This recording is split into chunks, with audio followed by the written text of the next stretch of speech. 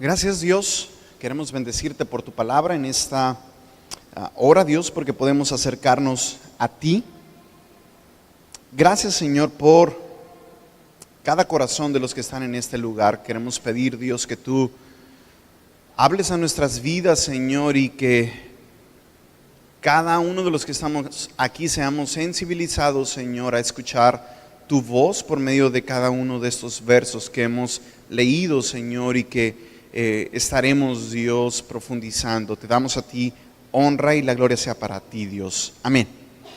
Pues lo estaremos leyendo en dos ocasiones, es decir, esta semana y la que sigue, aun cuando no vayamos a estudiarlos completamente. En sus Biblias dice el Dios del Sinaí y del santuario, que hace referencia a uno de los versículos. El verso 17 usa esta expresión del Sinaí a su santuario, y justamente habla de la victoria. El día de hoy iniciaba cantando dos cánticos que hacía mucho no cantábamos y que son referente a la victoria. El segundo canto es justamente el Salmo 68, es justamente este que estamos estudiando. Y yo les digo la verdad, como líder de alabanza, he tenido que quitar muchas canciones que de plano no alababan a Dios, pero en el Inter también he quitado algunas que por su, no sé, por su tiempo, de alguna manera siento como que se puede descarriar, y ha sido más que nada mi emoción, porque son bíblicas, esas canciones son bíblicas. Y tenemos un problema muy grande, y se los digo desde ahorita. El problema se llama que a veces como cristianos tenemos una actitud fatalista, en la que pareciera que no tenemos un Dios victorioso. Pareciera que el Dios que presenta este salmo no existiera ya. Como si tuviéramos un Dios diferente, algo que nos llevara a estar calladitos. Y es lo que trataré de no sé, traer a la conciencia en sus vidas para que esto pueda cambiar. En la reunión de los martes, antier hablábamos allá en casa, y les decía que yo tengo unos vecinos que no la piensan mucho para subir el volumen a todo con sus canciones. Y sus canciones hay desde groserías, hay desde cosas que atentan contra la santidad de Dios, y tú nomás escuchas pa, pa, pa, pa, pa, pa, y la gente grite y grite. Y a veces que nosotros queremos poner una alabanza y la ponemos despacito. No vaya a ser que se escandalice el hermano. No, que se escandalice. O que se escandalice el vecino, perdón, que no es hermano. Entonces somos muy temerosos. Muy temerosos. Yo no sé por qué. En la Biblia habla de que Dios no nos ha dado un espíritu de temor. Yo no veo a Pedro temeroso en Hechos 3 después de recibir el Espíritu Santo en Hechos 2 para predicar. Sí lo veo temeroso escondiéndose cuando estaba siendo Jesús arrestado. Pero algo pasó en su vida y hubo un denuedo diferente. Pues la idea, mi hermano, es que ese denuedo pueda estar en nuestras vidas. De manera general, este es un salmo extraordinario y vibrante. Tú lo escuchas y tiene ese ímpetu militar y ese ímpetu de victoria y de fuerza, que no hay forma de leerlo y que tú y yo estamos: levántese Dios, sean esparcidos sus enemigos. No hay manera de leerlo así. La letra no te permite que sea así. Había escuchaba con unos hermanos que había un cántico que había escrito Fanny Crosby, y en el canto de Fanny Crosby era como que muy romántico, muy dulce, muy tenue la letra. Entonces esas personas empezaron a cambiar la letra y dijeron: esta letra tendría que tener esto acerca de Dios. Entonces se la llevaron a un músico y dice: bueno, pero con esa letra no es posible que tenga la misma música. Lo tenemos que cambiar y es una canción diferente. Tiene que ser más ímpetu, más rigor. Y tú lo ves muy sencillo. Nosotros como sinaloenses escuchamos el sinaloense y empieza una situación así como que bravía, por la pura música y por lo que dice. O el himno nacional. Tú escuchas el himno nacional y si no te mueve las fibras internas por lo que dice, pues no eres un mexicano. Bueno, eso está proclamando una independencia sencilla, falaz, si lo queremos ver, con el gobierno que tenemos. Pero ahorita estamos hablando de un Dios victorioso, aquel que te libró del pecado y de la muerte y de las consecuencias que venían. ¿Cómo le vas a cantar? Levántense, Dios ha esparcido a sus enemigos. ¿Se fijan que no tiene sentido? Entonces este salmo tenía un ímpetu diferente. Es un ímpetu de alabanza al Dios que interviene en la historia para salvar y redimir a su pueblo. Es un cántico de triunfo que incluye los grandes actos de Dios a favor de su pueblo, desde las acciones del Señor en el monte Sinaí hasta la llegada triunfante a la tierra prometida. Afirma el salmista que Dios escogió para morar la humilde colina de Sión en vez de seleccionar montes más elevados como el de Basán, para poder destacar el amor y la misericordia de Dios. Este es un cántico enardecedor y los primeros versículos eran con frecuencia usados en batallas aún más recientes.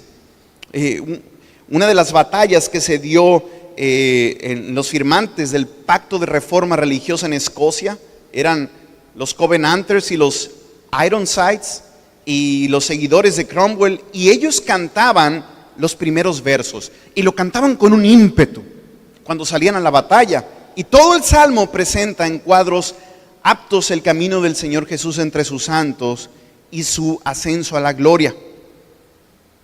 Aún así, siendo tan bello, teniendo tanto ímpetu, esconde muchas complejidades literarias y teológicas porque tiene ciertas expresiones muy antiguas. Y eso hace que sea difícil para los comentaristas entenderle ciertos pasajes, o tú lo lees de corrido y pareciera que un verso no encaja con lo otro que está diciendo. Y ojalá tuviéramos aún más contexto de lo que se veía para saber lo que significaba. Algún crítico alemán decía que ese salmo es un titán, que es muy difícil de dominar. Para muchos críticos esta es la efusión más elevada de la musa lírica de David, decía William Vinney. Entonces, aún con todo esto, vamos a tratar de desglosar este salmo. Este tipo de salmo lo podemos catalogar como un himno de gratitud, o puede ser también como un himno de súplica, puede ser un himno de victoria, y pudieran caber distintas expresiones, pero definitivamente pone en relieve o habla acerca de las manifestaciones divinas de Dios en favor a su pueblo.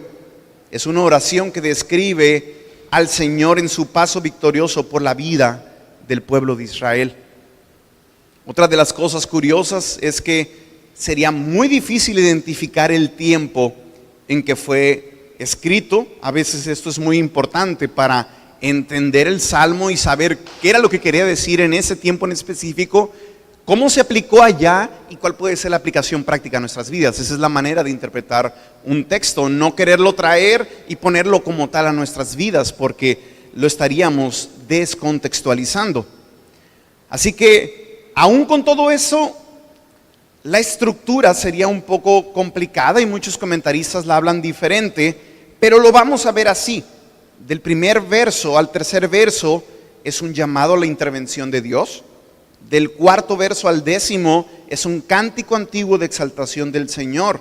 Del verso 11 al 18 es una descripción de las victorias divinas, y es hasta ahí donde vamos a llegar, los primeros 3 puntos. Y la siguiente semana veríamos del verso 19 al 23 las alabanzas al Dios de la salvación. Del 24 al 33 referencia a una procesión en el templo. Y del 34 al 35 el Dios de Israel da fuerzas y victoria a su pueblo. Así que vemos y vamos en nuestra Biblia al verso número 1 de este salmo.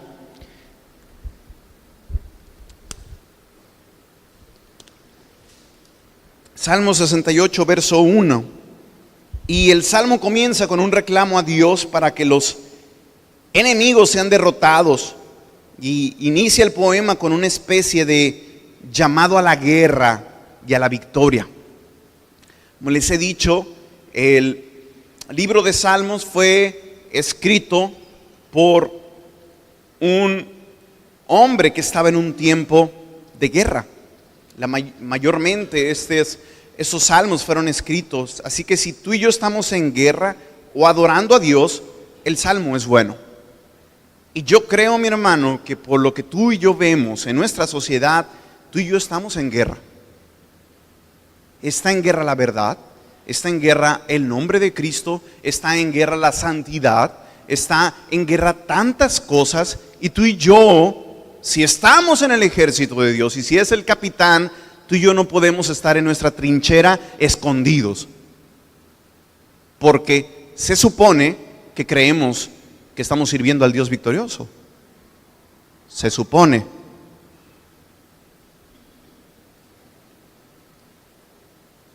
Dice el verso 1, levántese Dios, sean esparcidos sus enemigos y huyan de su presencia los que le aborrecen.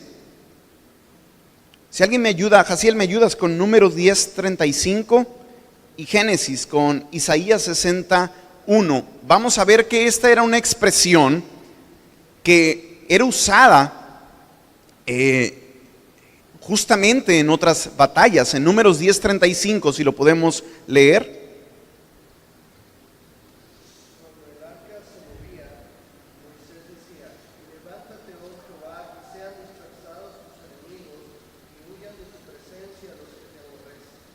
Fíjense, cuando el arca se movía y eran las mismas expresiones, así como diciendo, cúbrenos Dios, ve tú por delante, que sean dispersados sus enemigos, huyan de tu presencia los que te aborrecen. Y en Isaías 61,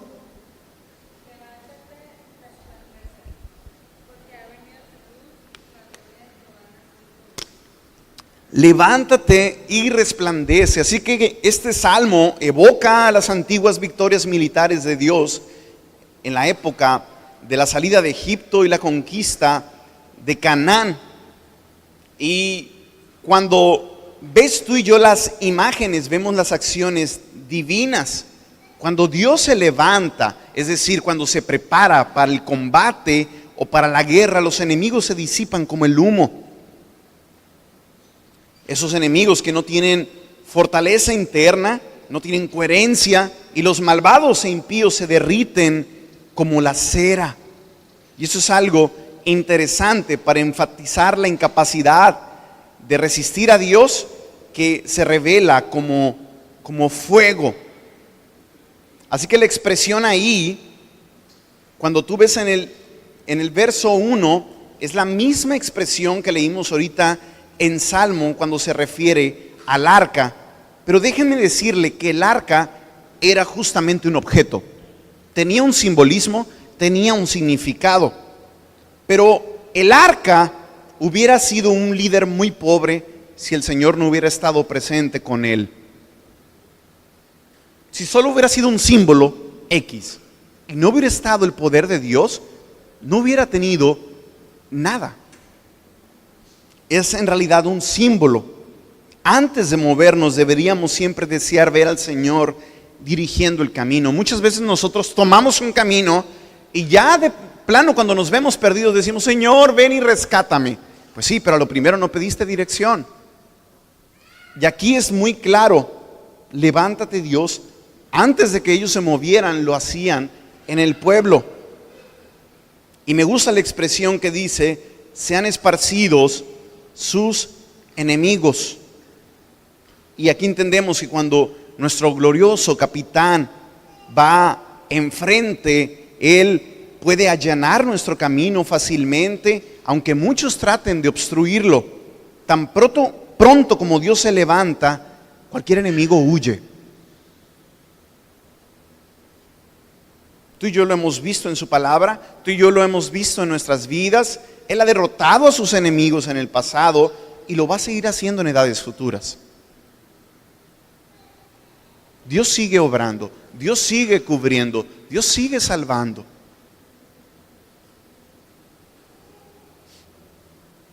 Tú y yo fuimos librados del pecado, de la muerte, del infierno. Él fue victorioso por nosotros.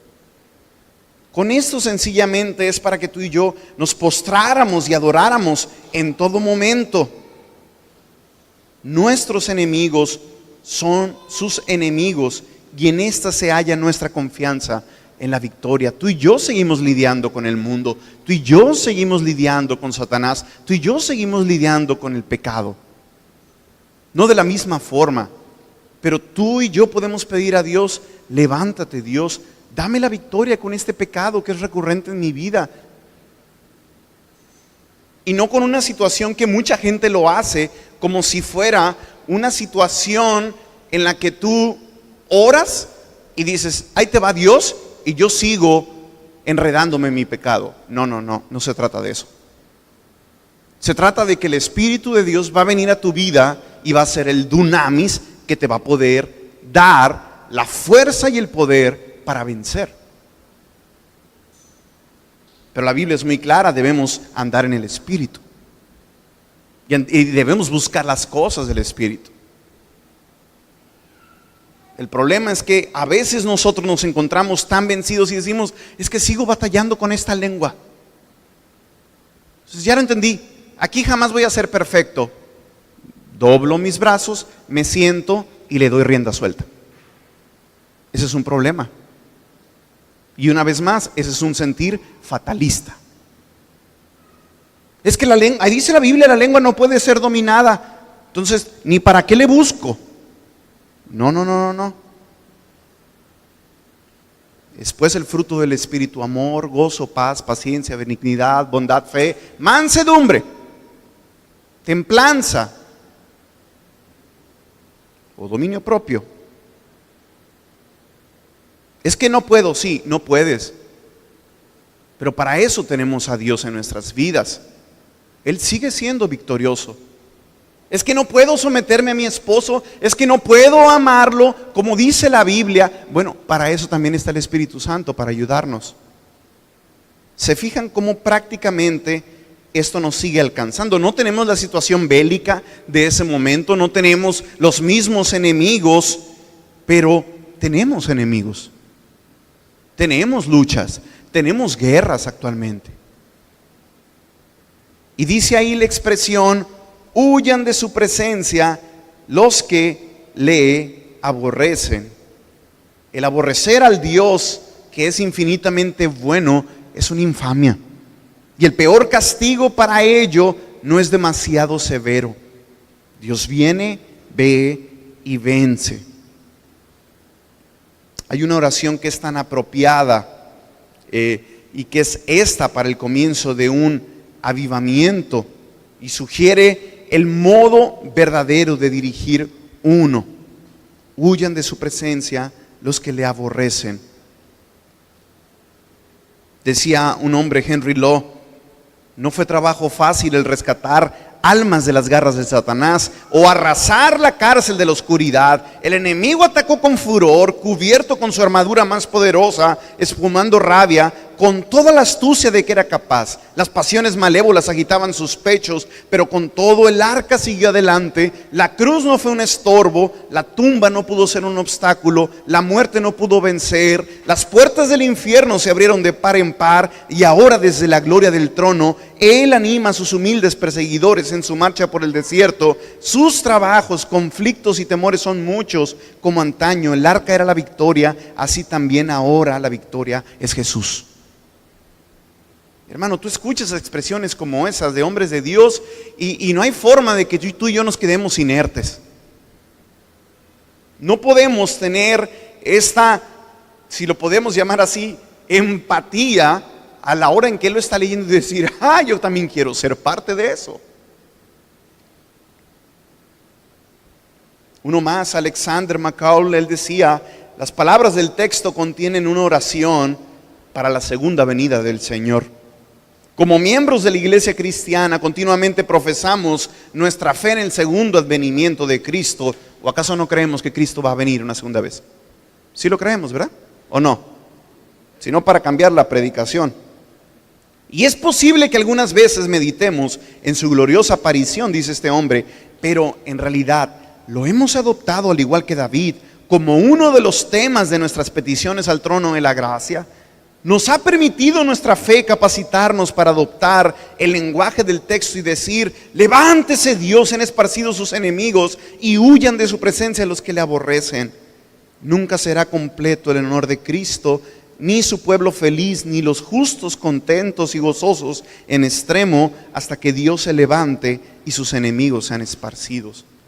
Esta es una oración, como cuando también traemos esas oraciones imprecatorias, y a veces no nos gustan en nuestras fibras internas, porque de alguna manera pensamos que esto no es amar a las personas. No, eso es amar la justicia de Dios.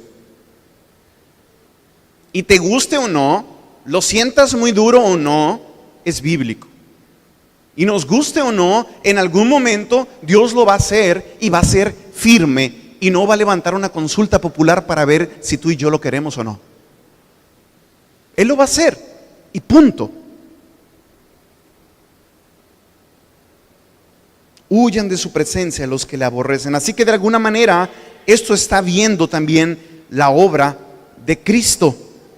En el verso 2 dice: como es lanzado el humo, los lanzarás. Hay tanta gente que humea en su orgullo. Hay tanta gente que oscurece el cielo con su maldad. Crecen en su arrogancia, contaminan todo lugar por donde pasan. Pero ¿sabes qué, mi hermano? El Señor es nuestro aliento, es nuestra providencia, y Él va a hacer que desvanezcan como el humo delante de su pueblo. Y tú y yo debemos seguir orando. Tú y yo debemos seguir proclamando por estas situaciones para que el Señor libre a su iglesia. Hay tantos ataques que hay a la iglesia. Nosotros gozamos de libertad, nosotros gozamos de poder reunirnos, pero no muy tarde o no falta mucho para que, si alguien desde ese púlpito dice que la homosexualidad es pecado, va a ir a la cárcel.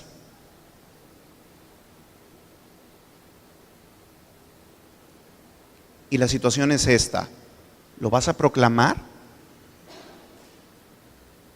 ¿Te vas a levantar o vas a decir: no, es que Dios no quiere, Dios vino a dar libertad a los cautivos y no voy a ir a la cárcel?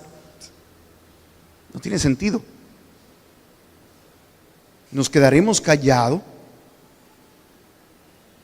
Hay tanto escepticismo filosófico que se ha levantado, tantas cosas que han querido opacar la verdad, y lo triste es que la iglesia está callada. Lo triste es que la iglesia se ha quedado encuartelada dentro de las cuatro paredes. Y aquí sí proclaman la verdad. Y aquí sí dicen: sí, soy un hijo de Dios. Sí, Dios es el santo. Pero sales allá y agentes secretos.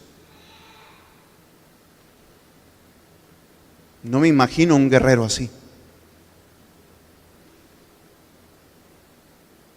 Decía un maestro anciano a su discípulo, y estaba meditando en esta palabra, decía: su fin fue áspero como el humo, dijo un maestro anciano. ¿Qué quieres decir, maestro?, le preguntó el discípulo joven. Y dice el anciano: estaba pensando en el fin de los injustos, y con qué frecuencia yo, como el salmista, he sentido envidia de los que prosperaban. Sus vidas me han parecido brillantes y he pensado que eran como una ráfaga de fuego resplandeciente en una noche invernal. Pero cuando los he observado, súbitamente se han desvanecido como la llama que se transforma en humo negro y acre. Y he cesado de envidiarlos. No confíes, discípulo mío, solo en lo que parece brillante, sino observa también su término para no ser engañado. Muchas personas miran las cosas y dicen: es que no es posible, la maldad está creciendo, todo esto pasa, y tú dices: Casi como el Chapulín Colorado. ¿Y ahora quién podrá salvarme? No, mi hermano. No se trata de esta situación. Ahorita veníamos platicando con Xiomara, y cuando tú lees el listado de Apocalipsis, de aquellos que no van a entrar al reino de los cielos, los primeros que aparecen son los cobardes. Ay, nanita, ¿quieres ser cobarde? Éntrale a la lista. Y no me creas a mí, búscalo.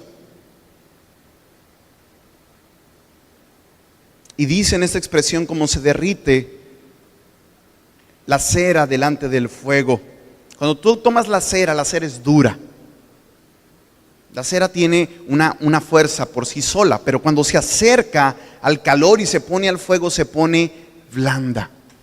Los malvados son altivos, pero cuando se ponen en contacto con el Señor, caen desmayados, asustados.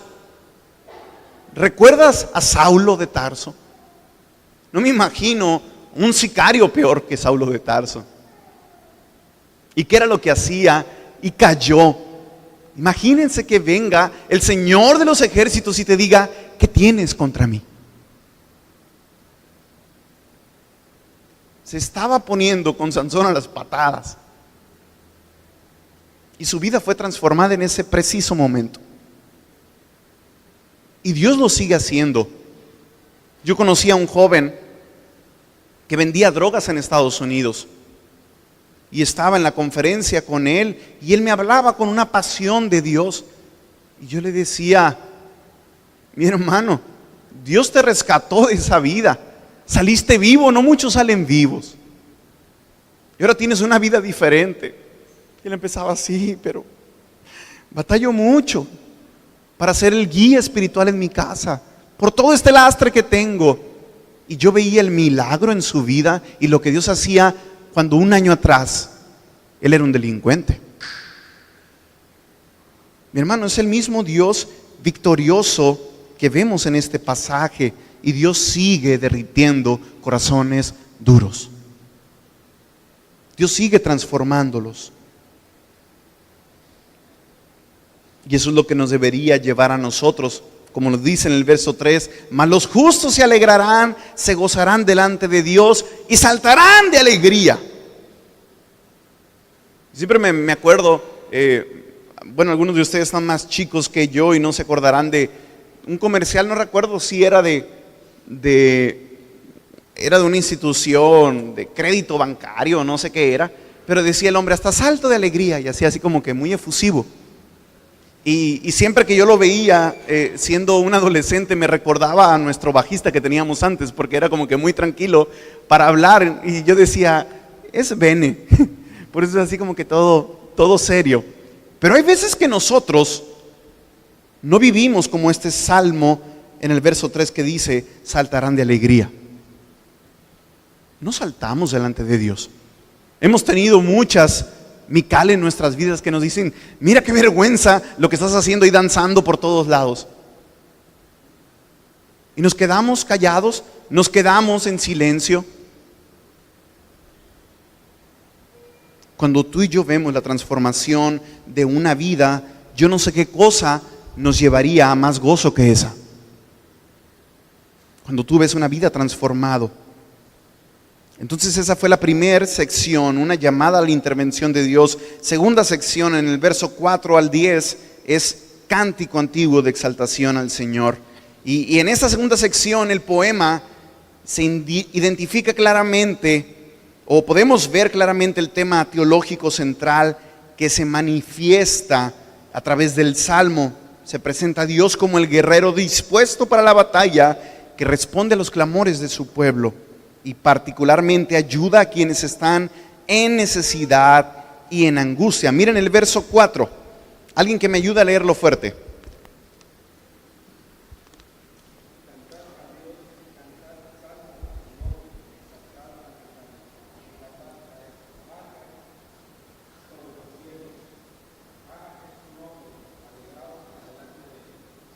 Fíjense, cantad a Dios, cantad salmos a su nombre. ¿A quién dirige el canto? a Dios. Mi hermano, yo tengo que confesar mi pecado. Muchas veces yo canté para la gente, para que lo escuchen bonito, para que vean que me sé la canción, y es muy fácil. No cantes por exhibición, sino por devoción, no para ser oído por los hombres, sino por el mismo Señor. Es que canto feo, pues canta fuerte, hombre, no pasa nada. No pasa nada. Pero a veces estamos tan enfocados en lo que nos miran o lo que dicen los otros. Y hay una figura que más adelante lo veremos, que habla sobre cabalgar sobre los cielos.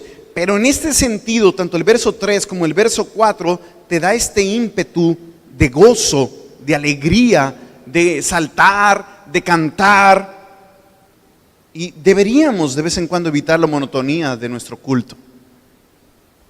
Nuestros cánticos deberían ser solemnes, pero no tristes y cansados. Y a veces sí cantamos así.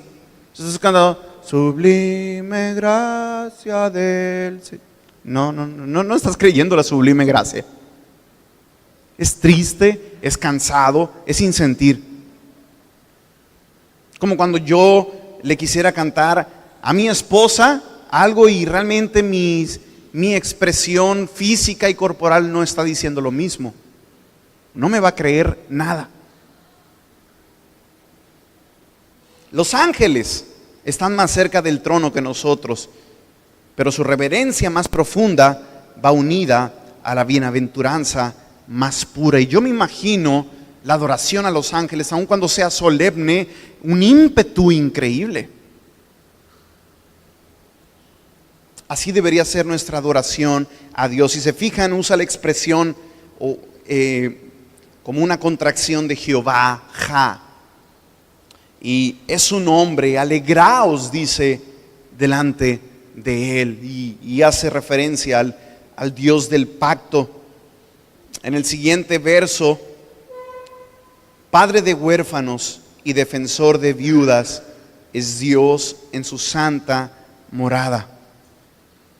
Y eso nos recuerda, si alguien me ayuda con Santiago 1, 26 y 27, habla justamente de este sentido. Santiago 1, Lupita, si me ayuda, Santiago 1, 26 y 27, justamente habla de Dios protegiendo dentro del sector de la sociedad. Son dos necesitados, tanto los huérfanos como las viudas. Y vamos a ver lo que Santiago nos está diciendo aquí, 26 y 27.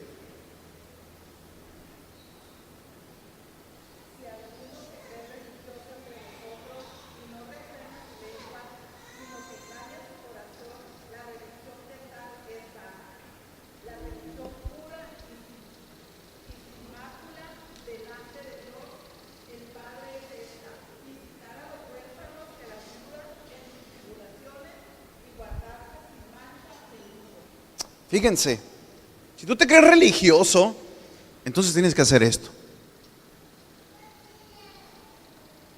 Visita a los huérfanos y a las viudas en sus tribulaciones. Ahí aparece. Justamente como decía aquí, a mí me causa tanta emoción ver en la palabra de Dios cómo en su ley también Dios pedía al pueblo que pudieran cuidar del extranjero y que pudieran cuidar de la viuda. Pablo también, hablando a Timoteo, habla muy claro que aquellos que no pueden proveer para los de su familia, y en el sentido vienen también hablando de las viudas, dice que es peor que un incrédulo.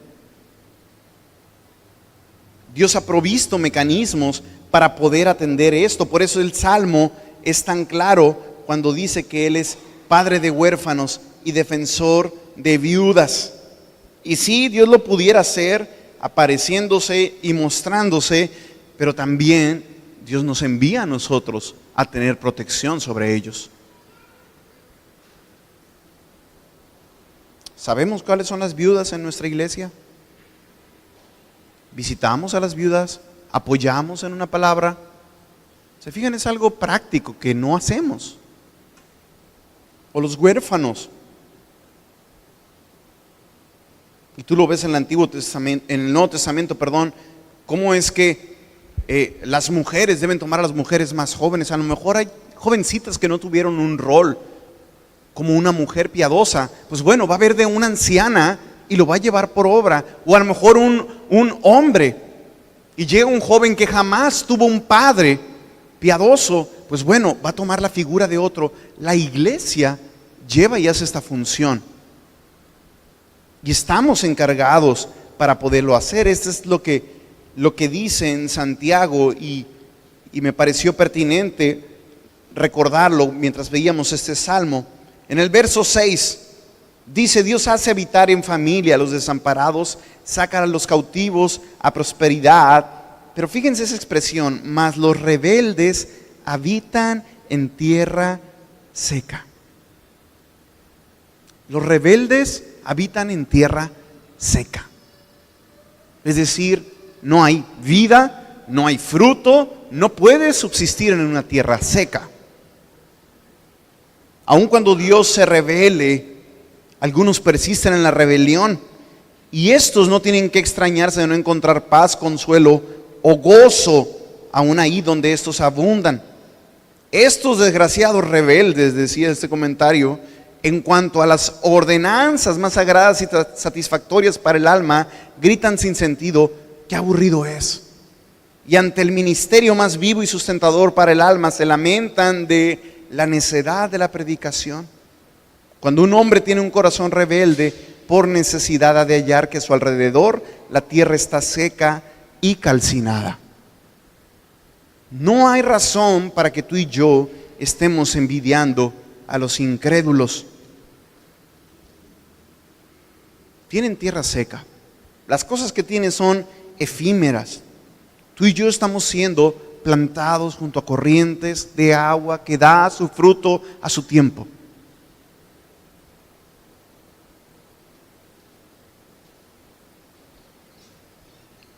Continuamos hasta el verso 8 y fíjense qué es lo que dice: la tierra tembló. También deshilaron los cielos ante la presencia de Dios. Aquel Sinaí tembló delante de Dios, el Dios de Israel.